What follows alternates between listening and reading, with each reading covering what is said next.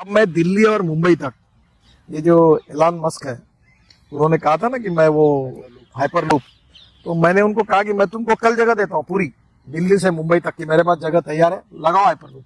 2 घंटे में हवाई जहाज बैठ के जैसे बैठ के आप जाओगे। देखो आपको मतलब इतना रिवोल्यूशन हुआ कि मुंबई से पुणे, मैं 95 96 में मैंने एक्सप्रेस हाईवे बनाया। 8 फ्लाइट चलती थी उस समय मुंबई और पुणे के बीच में, पूरी बंद हो गई। परसों अजय सिंह आए थे स्पाइस जेट वाले, मैंने उनको कहा 2 साल रुको, मैं देहरादून और चंडीगढ़ की तुम्हारी सब फ्लाइट बंद करवा दूंगा। यार मेरा धंधा क्यों, मैंने बोला मैं रोड ही ऐसा बनाऊंगा कि हवाई जहाज से कोई जाएगा नहीं। 2 घंटे में तो ये, और अभी रेलवे भी मैं एक ब्रॉडगेज मेट्रो बना रहा हूँ नागपुर में, कि एग्जिस्टिंग ब्रॉडगेज पर उसकी परमिशन मिली है। तो ये जो मेट्रो 350 करोड़ पर किलोमीटर बन रही, हमारी मेट्रो 5 करोड़ रुपए पर किलोमीटर, बहुत सुंदर है। कभी उस पर आप एक बार ब्रॉडगेज मेट्रो पर कार्यक्रम करिए। हिंदुस्तान का रिवोल्यूशनरी प्रोजेक्ट है।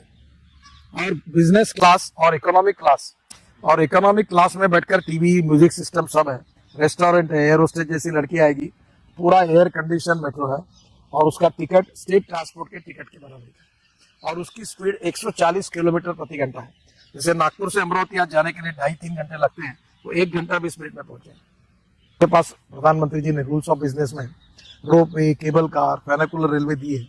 अब मैं हवा में चलने वाली ट्रेन का काम कर रहा हूँ कि दिल्ली से जयपुर पूरा ऊपर हवा के हवा चले जाए, पता ही नहीं चले नीचे।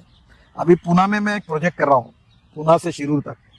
उसमें ऐसा है कि नीचे में 8 लेन का रोड, फिर उसके ऊपर ब्रिज बनाया, उसमें 6 लेन का, उसके ऊपर 6 लेन का, और उसके ऊपर में एक मास रैपिड ट्रांसपोर्ट और इलेक्ट्रिसिटी, जो डायरेक्ट, क्योंकि 1.5 लाख पीसीज हुआ ट्रैफिक है, पुणे बहुत कंजेस्टेड हुआ, पूरा रोड एकदम बहुत रश है। तो ये ऊपर तो बाईपास सर्जरी हार्ट के लिए होती है, कि जब ऐसे ब्लॉक तैयार होते हैं तो उसको निकाला जाता है, तो एंजियोग्राफी और एंजियोप्लास्टी होती है।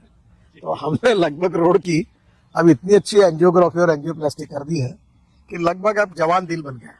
अच्छा, तो अभी आपको देखिए, आप एक 3 साल 3.5 साल रुक जाइए, अमेरिका और यूरोपियन स्टैंडर्ड का रोड इंफ्रास्ट्रक्चर आपको मिलेगा। अभी आप कभी, मैं दिल्ली से मेरठ एक्सप्रेस हाईवे अभी बनाया, ये आपके स्वामीनारायण मंदिर के सामने 16 लेन का रोड है। आपके मीडिया वाले लोग मुझे पार्लियामेंट बताते कि हम उनके घर से आने के लिए 1.25 घंटा 1.5 घंटा लगता था पार्लियामेंट में, अब वो 15 मिनट में आ रहे हैं। और ये रोड मेरठ तक जा रहा है, तो 4.5 घंटे दिल्ली मेरठ था। अभी मैं जून में उद्घाटन करने वाला हूँ, ये पीरियड अभी आ गया 45 मिनट। फिर ये अक्षरधाम मंदिर से हम एक रोड बना रहे हैं, उसमें 4 पैकेज अवार्ड हुए। दिल्ली से देहरादून 2 घंटे में, देहरादून के पहले 50 किलोमीटर पहले 47 किलोमीटर पलटेंगे तो हरिद्वार जाएगा 2 घंटे में। फिर यही रोड को हम अंबाला ले जाएंगे, और अंबाला से चंडीगढ़ ले जाएंगे तो चंडीगढ़ भी 2 घंटे में। तो आप मुझे बताएं, अभी आपके पास, मैं यहाँ गुड़गांव के पास सोना में हमारा मुंबई दिल्ली हाईवे का काम शुरू है, 1 लाख करोड़ का रोड हम बना रहे हैं, इसको AAA रेटिंग मिला। अब वो रोड में आप जयपुर में मैक्सिमम 2.25 घंटे 2.5 घंटे में चले जाएंगे, 2.25 घंटे में। आज जयपुर जाने के लिए 4 घंटे 3.5 घंटे लगते हैं। तो मेरा सुझाव यही है कि आप बिल्कुल सही बात कही है। अमेरिकन प्रेसिडेंट जॉन केनेडी, इनका वाक्य मैंने अपने ऑफिस में लिख के रखा है। तो जॉन केनेडी ने बहुत अच्छी बात कही है। उन्होंने कहा था कि American roads are not good because America is rich, but America is rich because American roads are good. तो रोड से प्रॉस्पेरिटी आती है। अभी मैं आपको एक मजाक बताता हूँ, मैं उस दिन हवाई जहाज से मुंबई से दिल्ली जा रहा था, तो एक व्यक्ति बिजनेस क्लास में बैठा हुआ मेरे पास आकर मेरे पैर छुए। मैंने ये मत करिए, ऐसा क्यों कर रहे हैं। तो पहले कोविड का भी टाइम था, तो उसने कहा साहब आपने मेरी जिंदगी बना दी।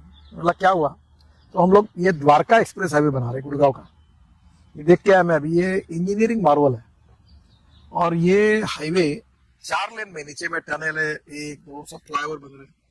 तो उसने कहा कि दोनों बाजू में, उस रोड के बाजू में मेरी जमीन थी, जो 50 करोड़ नहीं आ रहे थे मुझे, अब 500 करोड़ आ गए। केवल नया सिंगापुर बन रहा है वहां, और प्रॉपर्टी के भाव बढ़ गए रोड बनने के कारण। पूरा गुड़गांव, पूरा द्वारका आएंगे, और ये जो दिल्ली जयपुर वाला रोड है NH8, उसका 50% ट्रैफिक कम हो जाएगा। और आप अगर जयपुर से आ रहे हैं तो वहीं से डायरेक्ट एयरपोर्ट में हम एक 1.5 किलोमीटर की टनल बना रहे हैं, आप T3 पे जाओगे, और दूसरी टनल जो है 5 किलोमीटर की बनके टनल वसंत विहार जाओगे। तो ये रोड का इसका रोड का ट्रैफिक कम से कम 2 लाख पीसीज के ऊपर है, तो शायद 3 लाख। मेरे सामने सबसे इंपॉर्टेंट बात जिस पर मैं काम कर रहा हूँ वो ये है कि 2 थ्योरी पर मैं काम करता हूँ। एक है वेस्ट टू वेल्थ, तो मेरा एक कहना ऐसा है कि no one is waste, it is depending upon the leadership, it is depending upon the technology that you can convert waste into wealth. तो पहली बात इसमें काफी काम हुआ है। और आज ही मैंने स्क्रैपिंग पॉलिसी जाहिर की कि जो गाड़ियां 15 साल 20 साल पुरानी हुई है उसको हम स्क्रैपिंग करेंगे और उसके एल्यूमिनियम, कॉपर, रबर, प्लास्टिक और स्टील निकलेगा और रिसाइकलिंग होगा और हमें ऑटोमोबाइल कंपोनेंट उससे 40% सस्ते हो जाएंगे।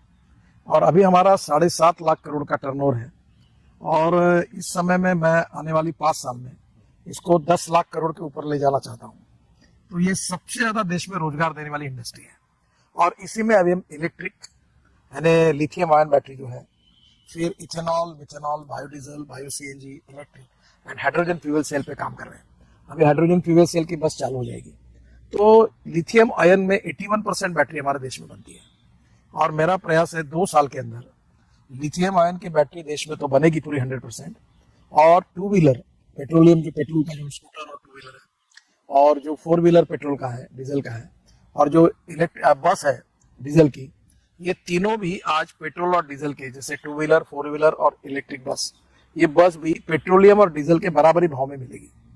और ये होगा तो देश में रिवोल्यूशन होगा, इंपोर्ट बचेगा, पोल्यूशन कम हो जाएगा, रोजगार निर्माण होगा और हिंदुस्तान वर्ल्ड का नंबर 1 का मैन्युफैक्चरिंग हब बनेगा। ये मेरा सबसे बड़ा जो काम है, इसके पीछे मैं लगा हूँ। आपको पता नहीं, अभी लोगों को एक्सपोजर नहीं मिलता। DRDO, बाद में हमारी साइंस एंड टेक्नोलॉजी की रिपोर्ट और प्रधानमंत्री जी के साइंटिफिक एडवाइजर इसरो, सबको मैंने घर पर बुलाया था और ये फ्यूचर टेक्नोलॉजी के बारे में काफी नीति आयोग, और इसमें यह तय हुआ कि हमारे देश में लिथियम आयन की बैटरी कैसे बनाए। आपको ताज्जुब होगा कि ये पुराने गाड़ियों से एक मेटल है वो निकलती है, उसका नाम मुझे याद नहीं आ रहा, वो मैग्नेट है, वो भी निकलता है और उसको प्रोसेस करके इलेक्ट्रिक गाड़ी के लिए जो हम पार्ट्स इंपोर्ट करते हैं वो बन जाएंगे। ये कंप्यूटर में आपका जो वेस्ट है, हार्डवेयर जो वेस्ट निकलता है, इससे लिथियम आयन निकलता है। तो हमारे देश में स्टार्टअप बहुत काम कर रहे हैं, रिसर्च करने वाले कर रहे हैं, वो साइलोज में कर रहे हैं। इनको सबने साथ लेकर अगर हम उसको ठीक प्रकार से उसको थोड़ा सा इकोसिस्टम में लाकर बनाएंगे तो मुझे लगता है कि ये देश की भविष्य बदल जाएगा।